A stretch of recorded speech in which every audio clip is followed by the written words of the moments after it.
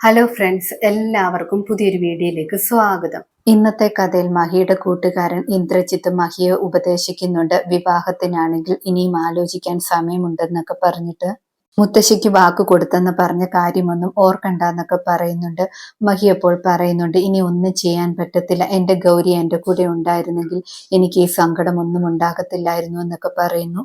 അങ്ങനെയായിരുന്നെങ്കിൽ എനിക്ക് നകുലിനെ കൊണ്ട് ഗംഗയെ വിവാഹം കഴിപ്പിക്കാമായിരുന്നു, ശ്രേയെ വേറെ ഒരു വിവാഹവും കഴിപ്പിക്കാമായിരുന്നു. പക്ഷെ പറഞ്ഞിട്ട് കാര്യമില്ലല്ലോ, ഒന്നും ചെയ്യാൻ പറ്റത്തില്ല എന്നൊക്കെ പറയുന്നു. ആ സമയത്ത് അവിടെ ഗൗരിയുടെ ആത്മാവും ഉണ്ടായിരുന്നു എല്ലാം കേട്ടുകൊണ്ട്. ഇന്ദ്രജിത്ത് അപ്പോൾ പറയുന്നുണ്ട്, മാളു എന്നോട് അപേക്ഷിച്ചു, അതുകൊണ്ടാണ് ഞാൻ നിന്നോട് വന്ന് അപേക്ഷിച്ചത്. ആ കുഞ്ഞാണെങ്കിൽ ഒരുപാട് വേദനിക്കുന്നുണ്ടെന്നൊക്കെ പറയുന്നു. മഹി അപ്പോൾ പറയുന്നുണ്ട്, ഇനി ഒന്നും ചെയ്യാൻ പറ്റില്ല എന്നൊക്കെ. ഗൗരിയുടെ ആത്മാവും അവിടെ നിന്ന് പറയുന്നുണ്ട്, മഹിയേട്ടൻ ശ്രേയെ വിവാഹം കഴിക്കണ്ട, മാളുവിന്റെ ആഗ്രഹം സാധിച്ചു കൊടുക്കുന്നൊക്കെ. പിന്നീട് കാണിക്കുന്നത് നകുലിന്റെ അടുത്തേക്ക് ബോസിന്റെ അസിസ്റ്റന്റും വരുന്നുണ്ട്. അയാൾ പറയുന്നുണ്ട്, എത്രയും പെട്ടെന്ന് ഗംഗയെ ഞങ്ങൾ കേൾപ്പിച്ചു കഴിഞ്ഞാൽ പിന്നെ നിനക്ക് ബോണസ് പൈസ എക്സ്ട്രാ വരെ തരാമെന്ന് ബോസ് പറഞ്ഞിട്ടുണ്ടെന്ന് പറയുന്നു. അത് കേൾക്കുമ്പോൾ നകുലിന് ഒരുപാട് സന്തോഷമാകുന്നു. നകുൽ അപ്പോൾ പറയുന്നുണ്ട്, താലികെട്ട് കഴിഞ്ഞ ഉടനെ ഗംഗയും കൂട്ടിയിട്ട് ഹണിമൂണിന് പോവാന്ന് പറഞ്ഞിട്ട് പോകും. പിന്നീട് ആരും ഗംഗയോ എന്നെയോ കാണില്ല എന്നൊക്കെ പറയുന്നു. ഇവർ സംസാരിച്ചു കൊണ്ടിരിക്കുന്നത് ഗൗരി കാണുന്നുണ്ടായിരുന്നു. ഗൗരി അപ്പോൾ മനസ്സിൽ വിചാരിക്കുന്നുണ്ട്, ഇത് മഹിയേട്ടൻ കാണണമെന്നൊക്കെ. മഹി അവിടെ ഫോൺ വിളിച്ചുകൊണ്ട് നിൽക്കുകയായിരുന്നു. പെട്ടെന്ന് മഹിക്ക് മറവായിട്ട് നിന്ന വണ്ടിയാണെങ്കിൽ ഗൗരി മാറ്റുന്നു. അതിനുശേഷം മഹിയാണെങ്കിൽ നകുൽ സംസാരിച്ചു കൊണ്ട് നിൽക്കുന്ന ആളെ കാണുന്നുണ്ട്. മഹിക്ക് അയാളെ കാണുമ്പോൾ മനസ്സിലാകുന്നുണ്ട്. മഹി അപ്പോൾ വിചാരിക്കുന്നുണ്ട്, ഗംഗയെ തട്ടിക്കൊണ്ടു പോയാൻ ശ്രമിച്ച ആളാണല്ലോ എന്നൊക്കെ. നകുൽ എന്തിനായിരിക്കും ഇയാളുമായിട്ട് സംസാരിച്ചിരിക്കുന്നത്, ഇയാളുമായിട്ട് നകുലിന് എന്ത് ബന്ധമാണുള്ളതെന്നൊക്കെ വിചാരിക്കുന്നു. നകുലിനും ഗുണ്ടയ്ക്കും മഹി തങ്ങളെ കണ്ടെന്ന് മനസ്സിലാകുന്നുണ്ട്. അതുകൊണ്ട് ഗുണ്ട പെട്ടെന്ന് തന്നെ അവിടെ നിന്നും പോകുന്നു. മഹി നകുലിന്റെ അടുത്ത് ചെന്നിട്ട് ചോദിക്കുന്നുണ്ട്, താൻ ഇപ്പോൾ സംസാരിച്ചു കൊണ്ടിരുന്നത് ആരോടാണ്, അയാൾ ആരാണെന്നൊക്കെ ചോദിക്കുന്നു. നകുൽ അപ്പോൾ പറയുന്നുണ്ട്, എനിക്കറിയത്തില്ല, മഹിയുടെ ഫ്രണ്ടാണെന്നാണ് പറഞ്ഞത്, അതുകൊണ്ടാണ് സംസാരിച്ചതെന്നൊക്കെ പറയുന്നു. നകുൽ അങ്ങനെ പറഞ്ഞെങ്കിലും മഹിക്ക് വിശ്വാസം തോന്നുന്നില്ല. മഹിക്ക് കുറിച്ച് സംശയമൊക്കെ തോന്നുന്നുണ്ട്. പെട്ടെന്ന് അവിടേക്ക് രാഹുലും രേഷ്മയും ആണെങ്കിൽ വിളിക്കുന്നുണ്ട്. മുഹൂർത്തത്തിന് സമയമായി, രണ്ടുപേരും വരാനെന്ന് പറയുന്നു.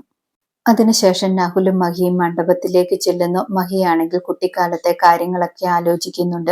കുട്ടിക്കാലത്ത് ഗംഗയുടെ കൂടെ സമയം ചെലവഴിച്ച കാര്യങ്ങളൊക്കെ ആലോചിക്കുന്നുണ്ട്. ഡാൻസ് കളിച്ചതും ഒരുമിച്ച് കളിച്ചതും എല്ലാ കാര്യങ്ങളും ആലോചിക്കുകയാണ്. അതേസമയം ഗൗരി നകുലിനെ ഉപദ്രവിക്കാൻ ശ്രമിക്കുന്നുണ്ട്. പക്ഷെ പറ്റുന്നില്ല, കയ്യിൽ ഏലസ് ഉള്ളത് കൊണ്ട് ഒന്നും നടക്കുന്നില്ല. അതിനുശേഷം ശ്രേയയും ഗംഗയും മണ്ഡപത്തിലേക്ക് വരുന്നു. ഗൗരിക്കാണെങ്കിൽ ശ്രേയ വരുന്നത് കണ്ടിട്ട് ഒട്ടും ഇഷ്ടപ്പെടുന്നില്ല. അവളെ തടയാൻ നോക്കുന്നുണ്ട്, പക്ഷെ പറ്റുന്നില്ല. അവളുടെ കയ്യിൽ ഏലസ് ഉള്ളത് കൊണ്ട് ഒന്നും ചെയ്യാൻ പറ്റുന്നില്ല. ഗൗരി പെട്ടെന്ന് തന്നെ ശ്രേയയുടെ മുൻപിൽ പോകുന്ന ഒരു പെൺകുട്ടിയുടെ ശരീരത്തിലേക്ക് കയറുന്നുണ്ട്. അതിനുശേഷം ശ്രേയ ഉപദ്രവിക്കാൻ ശ്രമിക്കുന്നുണ്ട്. ശ്രേയ അപ്പോൾ ബഹളം വെച്ചുകൊണ്ട് മണ്ഡപത്തിലേക്ക് ഓടുന്നുണ്ട്, എന്നെ ഉപദ്രവിക്കാൻ വരുന്നതെന്നൊക്കെ പറഞ്ഞിട്ട്. ആ സമയത്തും ഗൗരിക്കാണെങ്കിൽ ശ്രേയ ഒന്നും ചെയ്യാൻ പറ്റുന്നില്ല. മഹി അപ്പോൾ ചോദിക്കുന്നുണ്ട്, എന്താണ് പ്രശ്നമെന്ന്. ദേവയാനിയമ്മ അപ്പോൾ പറയുന്നുണ്ട്, ചില ശക്തികളാണെങ്കിൽ വിവാഹം മുടക്കാൻ വേണ്ടി ചെയ്യുന്നതാണ്, നീ ഇതൊന്നും മൈൻഡ് ചെയ്യണ്ട എന്നൊക്കെ പറയുന്നു. എല്ലാവരും മണ്ഡപത്തിലിരിക്കുന്നു. അതിനുശേഷം പൂജാരി പറയുന്നുണ്ട്, താലി എടുക്കാൻ, മുഹൂർത്തമായി താലി കെട്ടാനെന്ന് പറയുന്നു. മഹിയും നകുലും താലി കയ്യിലെടുക്കുന്നു. ആ സമയത്ത് ഗൗരിയുടെ ആത്മാവ് പറയുന്നുണ്ട്, മഹിയേട്ട, ഈ വിവാഹം നടക്കാൻ പാടില്ല, താലി കെട്ടരുതെന്നൊക്കെ പറയുന്നുണ്ട്.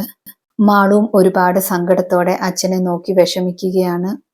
അതേസമയം ഗംഗ കണ്ണടച്ച് പരമശിവനെ പ്രാർത്ഥിക്കുകയാണ്. എനിക്ക് എന്നേക്കുമായിട്ട് മഹിയേട്ടനെയും ഗംഗയും നഷ്ടപ്പെടാൻ പോവുകയാണോ, എനിക്കത് സഹിക്കാൻ പറ്റില്ല എന്നൊക്കെ പറയുന്നു.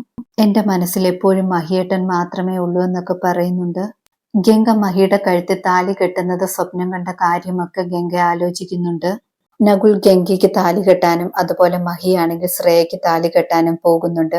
ആ സമയത്ത് ഗൗരി ആണെങ്കിൽ മഹിയോട് പറയുന്നുണ്ട്, താലി കെട്ടരുത് എന്നൊക്കെ. മഹി താലി കെട്ടാൻ പോകുന്ന സമയത്ത് ഗംഗ പറഞ്ഞ കാര്യങ്ങളൊക്കെ ഓർക്കുകയാണ്. ഗംഗയുടെ മനസ്സിൽ എപ്പോഴും മഹിയേട്ടനായിരിക്കുമെന്നൊക്കെ പറഞ്ഞ കാര്യം ഓർക്കുന്നു.